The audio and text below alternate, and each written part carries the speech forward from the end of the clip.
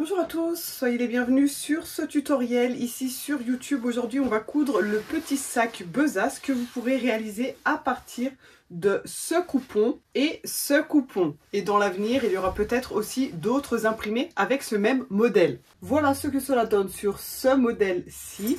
Donc on a juste un rabat ici et une petite poche à l'intérieur. Et voici l'autre modèle, le modèle d'aujourd'hui qu'on va voir dans ce tutoriel. La seule différence, c'est que j'ai rajouté ici du passepoil. C'est tout à fait optionnel, hein, et ça difficulte un peu le montage. Donc ne le faites que si vous êtes habitué avec le passepoil.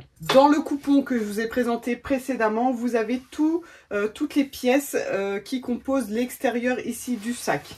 Attention, la doublure ici à l'intérieur ne fait pas partie du coupon ici. Il faudra donc vous le procurer en parallèle. Nous avons besoin pour ce modèle de thermocollant. J'utilise le H250 de la marque Viseline et de la ouatine vendue au mètre. Pour donner cet effet, le tissu de base est assez fin, donc ces matières vont nous aider à renforcer le tissu et à le matelasser si on le souhaite. Je vous invite, avant de vous lancer dans la découpe, le montage de la vidéo, de visionner cette vidéo une première fois. Parce qu'au fur et à mesure, j'explique certaines choses. Des fois, vous avez le choix entre plusieurs options de montage et j'explique tout au fur et à mesure de la vidéo. Ça serait dommage de rater une information si vous découpez tout avant, alors que vous auriez pu faire autrement. Pour retrouver ces coupons, il faut aller sur unbrindiris.com et je vous mets le lien direct en dessous de la vidéo dans la description, la légende où j'écris toutes les informations. Voilà, je vous laisse regarder cette vidéo en espérant qu'elle vous aidera au montage de vos jolis sacs besace. C'est parti. Alors voici le coupon pour le sac besace. Aujourd'hui, on va travailler sur cet imprimé, mais c'est exactement la même chose pour les autres sacs besace. Ces deux pièces ici sont les parties principales, dos et devant, que l'on retrouve ici et ici. La bande ici, la plus courte, latérale da bolsa, c'est le fond du sac. De l'autre côté ici, alça, c'est la sangle pour la bandoulière. Ici, on a la poche intérieure. Dans ce modèle, c'est là. Et le rabat ici, qu'on retrouve donc là. Et là, vous avez deux trousses supplémentaires qu'on ne verra pas dans ce tuto, mais les tutos sont aussi disponibles sur YouTube. Il n'y a que la bande ici pour la bandoulière qui n'est pas doublée. Il va donc falloir couper cette même pièce dans la doublure, le rabat dans la doublure aussi, ces deux pièces et le fond du sac. Donc là, j'ai bien mes deux pièces principales, donc exactement de la même taille, hein. J'ai en fait coupé dans un premier temps ma pièce ici et je l'ai reportée ensuite sur ma doublure. Donc elles ont la même taille. Ça, c'est le rabat, la petite poche intérieure. On voit que c'est bien la même taille. Et le fond du sac ici, aussi dans la doublure, même taille. Toutes les pièces ici sont thermocollées. Donc les deux ici, les deux là sur les côtés, la petite poche et le rabat. Donc là, on voit bien, j'ai déjà thermocollé, hein. J'utilise du H250 de la marque Viseline. Toutes les pièces que l'on a coupées sont thermocollées. Pour la bande de la bandoulière ici, telle qu'elle est ici, avec cette taille sur le patron prêt à couper, ça donne ça. Là, c'est la taille telle qu'elle. Ici, j'ai choisi de mettre tout ce qui est bouclerie ici. Je trouve que c'est plus mignon et ça permet de régler du coup la taille du sac selon à qui il est destiné. Et puis, si c'est pour une petite fille, du coup, au fur et à mesure, on peut quand même l'agrandir et la porter ou sur l'épaule ou en bandoulière, donc en travers comme ça sur l'épaule et sur la hanche.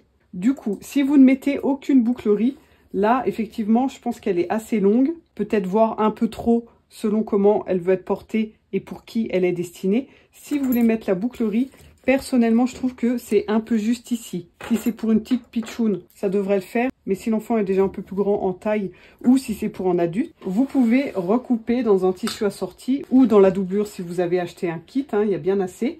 La même largeur de bande ici. Et ici, perso, j'ai rajouté 20 cm. Comme ça, voilà, ça va pouvoir descendre de bien 20 cm ici, donc avoir un sac beaucoup plus grand. Et si vraiment on veut le réduire, on peut remonter la boucle ici, hein, bien plus haut pour obtenir un sac plus petit. Voilà, là c'est vraiment à vous de voir selon à qui est destiné le sac. Une fois que toutes les pièces sont coupées et thermocollées, on va pouvoir mettre de la ouate. Alors on n'a pas besoin de ouate ni pour la poche intérieure ici, ni pour la grande bande qui va servir à faire la sangle. on va mettre la ouate. Donc pour la ouate, c'est ces deux pièces ici, les deux pièces principales, le rabat. Et vous voyez qu'à chaque fois, j'ai fait en sorte de couper des bouts de ouate un peu plus grands et pas avec la forme exacte de chaque pièce pour être sûr que le tissu ne glisse pas, ne bouge pas. Hein, des fois, la ouate a tendance à faire ça quand on tire dessus parce qu'on veut que ça soit bien aligné. Là, au moins, on n'a pas ce risque. On va bien épingler et ensuite, on va passer une couture de maintien tout autour dans la partie blanche ici sans dépasser sur les imprimés. Et on va fixer donc chacune de nos pièces sur la ouate. Donc les deux principales ici, le rabat et la bande du fond du sac ici. Et ce sont ces mêmes pièces qui pourront être ou pas, à vous de voir, hein, comme vous le souhaitez, matelassées après.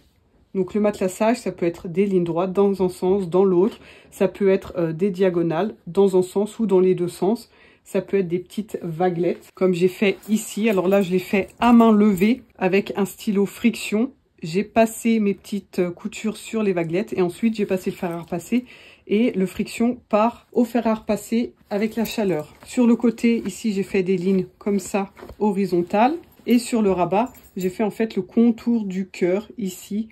Et j'ai fait à chaque fois la largeur d'un pied de biche de façon parallèle pour augmenter le cœur. Donc là, c'est vraiment à vous de voir. C'est pas obligatoire, mais ça apporte une meilleure tenue. Et puis, ça apporte aussi un charme. Hein. C'est, selon moi, encore plus joli quand on a un petit matelassage.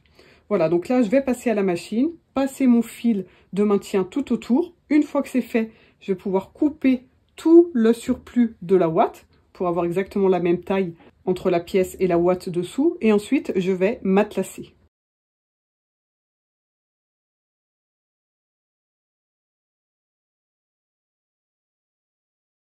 Voilà, une fois que j'ai toutes mes pièces de prêtes ici molletonnées, je vais pouvoir donc matelasser. Je rappelle que c'est optionnel. Ici, j'ai décidé de faire comme pour le cœur ici, c'est-à-dire que je vais piquer pile ici sur le cercle, prendre le petit chignon, hop. Et ensuite, je vais faire des surpiqûres de façon parallèle tout le tour comme ça, en prenant comme espace la largeur de mon pied de biche. Ici, je vais profiter du fait d'avoir les cœurs et les petites marguerites alignées et je vais piquer entre en fait à chaque fois comme ça, dans un côté et de l'autre. Donc ça va me faire des petits carrés bien réguliers et là, j'ai pas besoin de tracer ni rien, je vais mettre des dessins. Et ici, je vais faire des lignes obliques comme ceci d'un côté et de l'autre pour avoir des losanges, enfin des carrés dans l'autre sens. Et je vais utiliser la technique du scotch de masquage. J'ai un tuto à ce sujet, je vous mets le lien juste ici en haut à droite. Et on se retrouve après cette étape. Voilà, chacune de mes pièces est donc matelassée, ça donne ça pour les deux parties principales. Ici, on a le rabat. Et ici, la bande qui correspond au fond du sac. On va maintenant pouvoir passer à l'assemblage. Alors, la première étape va être de faire le rabat en assemblant la doublure endroit sur le tissu principal. Mais d'abord, on va fixer notre bouton côté doublure. Pour cela, on peut plier son rabat en deux ici pour avoir bien le milieu. On fait une petite marque avec le ciseau en coupant comme ça en diagonale, ça nous donne un petit triangle ici. Ici, je vais renforcer un peu le tissu qui est quand même très fin et je vais mettre un bout de thermocollant. Alors, pas besoin de se mettre complètement au bord ici, étant donné qu'on va coudre 1 cm. 1 cm au-dessus, je fixe donc au fer à repasser un petit bout de thermocollant. Voilà, une fois que c'est fixé, on va faire un petit repère à 3 cm et demi au-dessus du bord. Étant donné qu'on pique à 1, le bouton va se retrouver à 2 cm et demi du bord fini. Donc voilà, je me mets pile en face de mon triangle ici. À 3,5 ici, je fais une petite marque. Je peux mettre mon bouton bien en face. Il a deux petites pattes ici et je vais bien appuyer les pattes avec le petit rond ici bien centré sur mon repère. Voilà, donc je les vois ici de part et d'autre. Avec un découvite, je rentre et je ressors comme ceci. Je tire et on fait ça donc bien en face des marques qui ont été faites par les petites pattes ici. Je l'insère alors bien du côté de l'imprimé. Et là, j'ai plus qu'à mettre ma petite partie métallique et écarter les pattes sur la droite et sur la gauche. On a déjà fixé notre bouton. Ensuite, endroit sur endroit ici, donc on aligne bien. On va piquer à 1 cm tout autour ici. On n'a pas besoin de fermer ici en haut, on va utiliser cette ouverture ensuite pour retourner tout l'ouvrage. Ensuite, on va pouvoir dégarnir, c'est-à-dire couper tout le surplus de tissu. Étant donné qu'on pique à 1 cm, on n'a pas besoin de tout ce tissu à l'intérieur parce que ça ne va pas nous faire des jolies courbes ici si on laisse le centimètre de couture. Donc on dégarnit ou alors on crante selon comment vous avez l'habitude de faire. Si vous aimez les challenges, vous pouvez pourquoi pas poser un passepoil ici tout autour. Donc il faudra, si vous faites ça, positionner votre passepoil dans un premier temps comme ceci, le fixer et ensuite positionner votre doublure et repasser la couture pour fixer. Et la même chose, on fait un pas en haut, on retourne tout.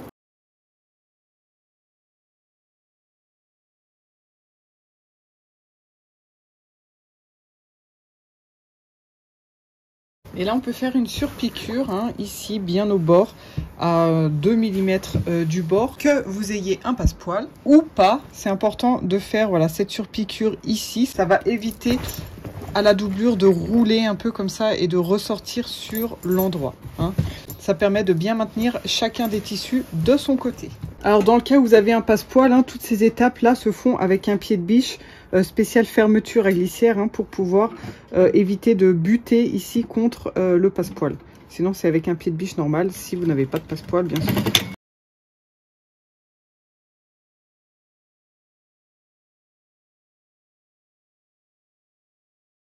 Voilà, donc là cette pièce est prête, on la met de côté et on attaque le fond du sac. Donc là on a ces deux pièces, dos et devant. Il n'y a pas de différence entre les deux, hein. Ça n'a pas d'importance laquelle va se trouver devant et celle qui se trouve dans le dos. On pense bien à voilà, vérifier si toutes les matières sont bien alignées ici. Vu que j'ai matelassé, j'ai plein de petits fils aussi. On essaye de les enlever pour avoir des pièces bien propres dès le début.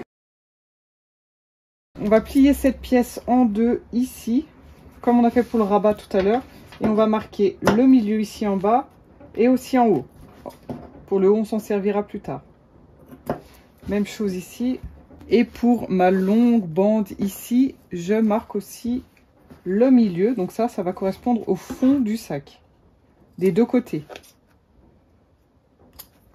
Maintenant, je vais pouvoir assembler mes pièces. Donc bien endroit sur endroit. Dans un premier temps, je mets 3 pinces. Une ici en haut, une en face et une en faisant correspondre le milieu ici où j'ai mon petit triangle avec mon milieu ici.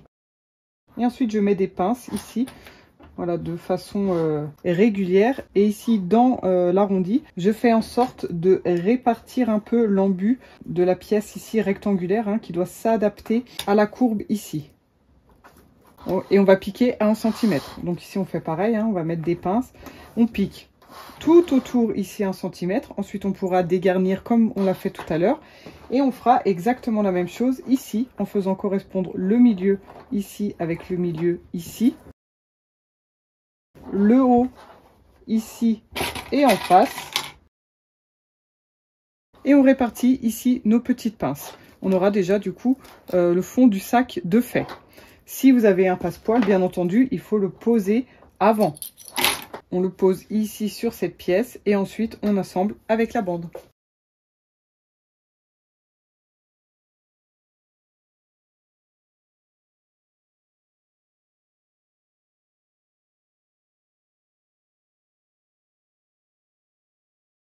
Bon, voilà donc notre base du sac déjà qui est prête ici. Un petit like, un commentaire, ça fait toujours plaisir. N'hésite pas à me dire ce que tu penses de ces jolis modèles. Et si tu n'es pas encore abonné, fais-le vite en cliquant sur le bouton s'abonner et aussi sur la petite cloche pour te maintenir au courant des prochains tutos qui sortiront. On met de côté l'extérieur, là je passe à l'intérieur du sac. Donc j'ai la petite poche intérieure avec ici sa doublure. On se met endroit sur endroit ici. On peut mettre nos petites pinces ou épingles. Et là, on va piquer tout autour à 1 cm, sauf ici sur le bas où on va laisser une petite ouverture. Donc, on ferme bien ici en bas, on fait l'angle droit, tout le haut, l'autre côté, et on s'arrête et on laisse une ouverture de 8-9 cm ici.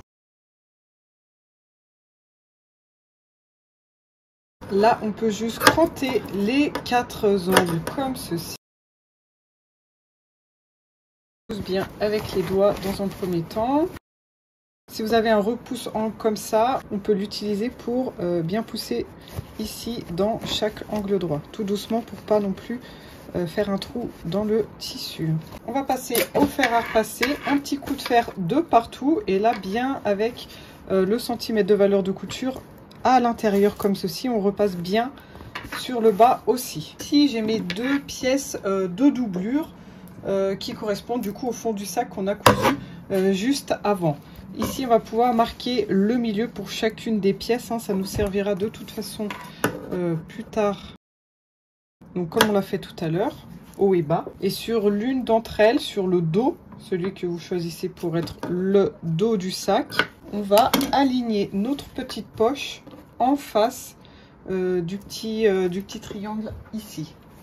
D'accord, donc la poche ici, bien le milieu, hein, le milieu de la poche, on s'aligne et on descend, voilà, à peu près au milieu. Sachant qu'ici, en bas, on aura une couture à 1 cm, donc il ne faut pas mettre trop bas non plus. Et ici en haut, on a aussi la couture à 1 cm. Donc bien s'aligner en s'aidant des repères haut et bas. Hein. Et on fixe, voilà, 2-3 épingles, hein, pas besoin d'en mettre des tonnes non plus. Et là, je vais faire une piqûre, donc sur le côté droit, sur le fond et sur le côté gauche. Et en haut, on laisse tel quel, étant donné que c'est déjà fermé. On peut faire au préalable, si on souhaite, une petite surpiqûre ici décorative, à vous de voir. Voilà, maintenant on va faire exactement comme tout à l'heure quand on a fait cette étape, sauf que c'est avec la doublure. Donc en haut, en bas ici, on a bien déjà nos marques. Sur cette partie ici, on fait pareil, donc on plie en deux ici et on marque le fond du sac des deux côtés. Et là, c'est vraiment comme tout à l'heure, c'est-à-dire qu'on fait correspondre nos tissus endroit sur endroit ici au niveau du milieu, ici sur le haut d'un côté, sur le haut de l'autre côté. On répartit bien son embut sur les deux arrondis, on pique 1 cm, on fait la même chose de l'autre côté ici et ensuite on va obtenir exactement la même chose que ça, mais pour l'intérieur. Sur la doublure ici, n'oubliez pas de laisser une ouverture sur le bas, une ouverture de bien 10 cm au niveau du plat et pas au niveau des arrondis, d'accord? Donc moi là je l'ai laissé là du côté dos, là où on a la petite poche. Ça nous servira à ensuite retourner le sac. On viendra l'assembler plus tard avec l'extérieur. Avant d'assembler tout ça, on va s'occuper de la sangle ici. Donc ici pour la sangle, on a nos tissus juste thermocollés, hein, pas de watine ici. On va dans un premier temps la plier en deux dans la longueur comme ceci. Alors là c'est valable que ce soit avec la sangle telle qu'elle est sur le patron prêt à couper ou si vous l'avez rallongée comme moi ici, hein, de 20 cm pour mettre tout ce qui est bouclerie ici et pouvoir quand même avoir une sangle relativement grande et pouvoir la régler. Une fois qu'on a tout plié ici, on va plier ces deux côtés comme ça en direction du pli. Voilà, on peut laisser juste un tout petit espace ici pour pas non plus avoir une sangle trop fine. Le but, c'est qu'on ait un tout petit peu moins de 3 cm au final pour pouvoir ensuite la passer facilement ici dans le régulateur de boucle, hein, comme ceci. Donc voilà, le but, c'est qu'on puisse quand même bien faire voyager la boucle ici sans trop forcer. Donc voilà, tout le long ici, on rassemble vers le milieu les deux côtés. Et ensuite, on replie encore en deux pour le final comme ceci et on peut repasser un petit coup de fer comme ceci aussi. Et il faut bien qu'on soit bord à bord ici, hein, bien droit, parce qu'on va faire après une piqûre ici pour fermer cette sangle. Si vous choisissez de mettre votre sangle directement ici sur le sac, pas besoin de faire une jolie finition ici au bout, étant donné que là ça va être cousu directement comme ça sur le sac. Si vous voulez mettre de la bouclerie, etc., il faut au préalable, avant de piquer, bien rabattre ici votre tissu comme ceci pour avoir une jolie finition ici et de l'autre côté aussi, d'accord? Voilà, donc là on va piquer sur le bout ici, sauf si vous cousez directement sur le sac, on n'a pas besoin de faire cette finition. Et on pique bien sur la droite et sur la gauche aussi, pour équilibrer les coutures des deux côtés.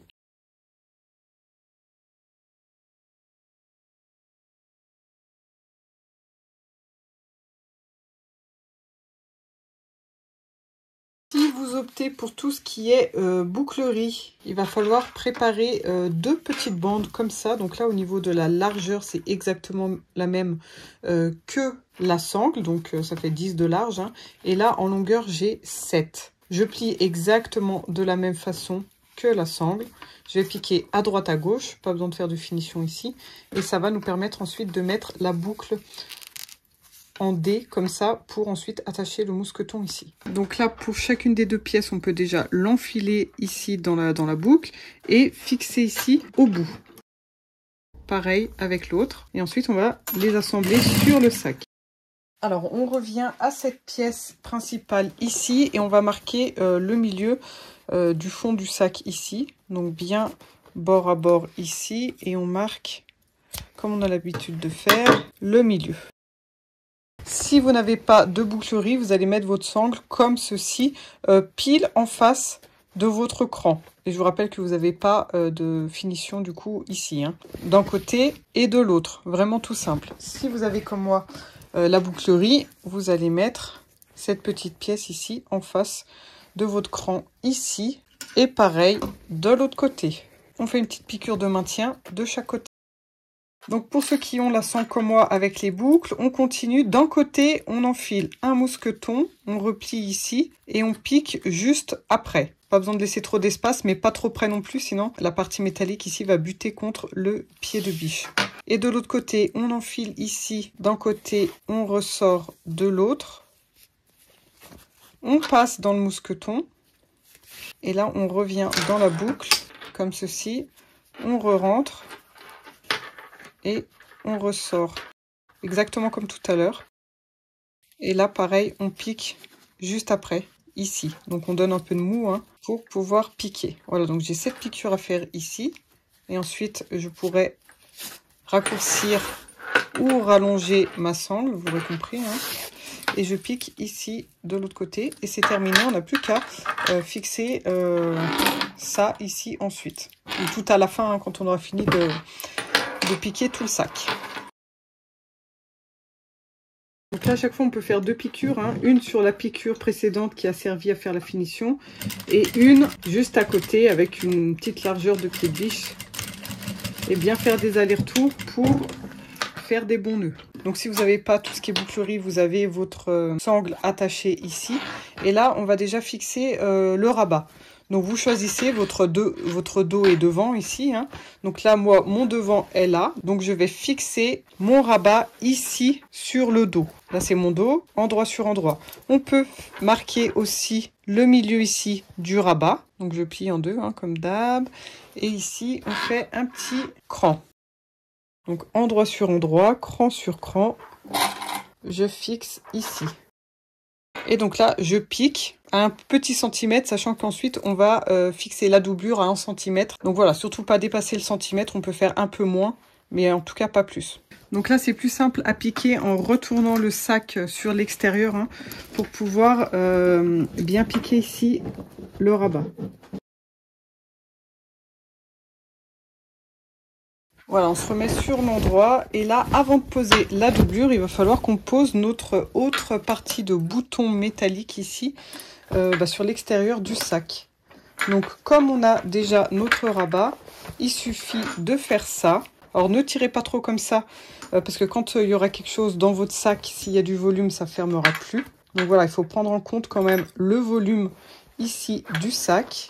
J'appuie bien ici avec mon bouton pour faire une petite marque. Pile en face ici du rond, je fais une petite marque avec mon stylo friction. J'appuie ici de part et d'autre avec mon bouton, comme tout à l'heure, pour faire des petites marques. Et je fais mon trou avec le découvite. Pas besoin de renforcer l'intérieur comme tout à l'heure, étant donné qu'on a déjà du thermocollant et de la ouate. Voilà, donc là on a bien le sac qui ferme. Voilà, donc là on n'a plus qu'à poser la doublure. Si vous avez votre sangle ici, faites bien attention qu'elle soit au bon endroit, hein. Bien à l'intérieur et qu'elle ne se retrouve pas piquée ensuite avec la doublure sur le haut. Donc là, je me mets à l'envers. L'endroit du sac est là. Je prends ma doublure et je me positionne endroit sur endroit. Ici, c'est le devant, si on a le bouton, donc le dos est là. Ma poche, ici, je vais la mettre sur le dos. Donc je retourne comme ça et je mets la poche face au rabat ici. Voilà, j'ai juste à enfiler. Il faut bien que je sois endroit sur endroit. Hein. Et là, je fais correspondre les coutures côté ici. Normalement, on a nos crans sur la doublure et sur le tissu principal ici. Donc, on fait correspondre aussi. Et normalement, bon, bah, vu que c'est exactement les mêmes pièces, hein, tout devrait correspondre au niveau de la taille. Donc là, on peut tout piquer à 1 cm.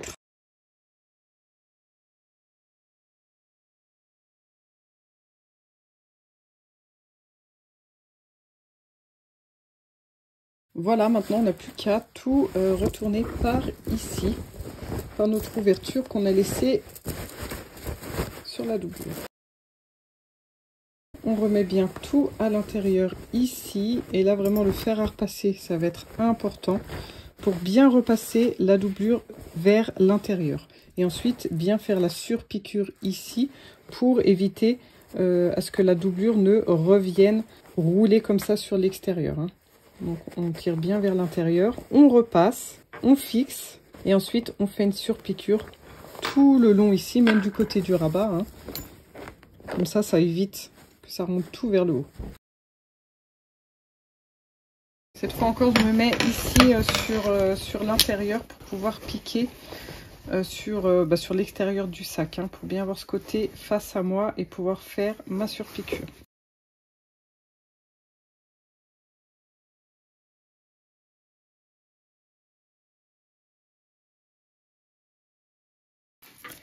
Et ici, bien entendu, il va falloir refermer la petite ouverture ici.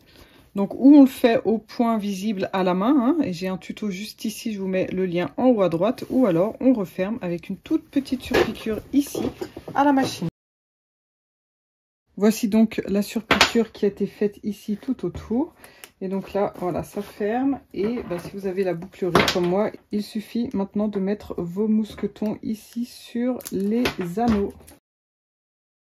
Voilà, le sac est terminé. Là, l'avantage, c'est qu'on peut régler, hein, selon si on porte sur l'épaule ou en bandoulière. Et voici donc les deux versions de sac que vous pourrez faire à partir de ce tutoriel. Et dans le futur, peut-être ce même modèle avec d'autres imprimés. J'espère que le tuto vous a aidé à réaliser vous aussi votre joli sac besace. À bientôt avec d'autres modèles et d'autres tutos.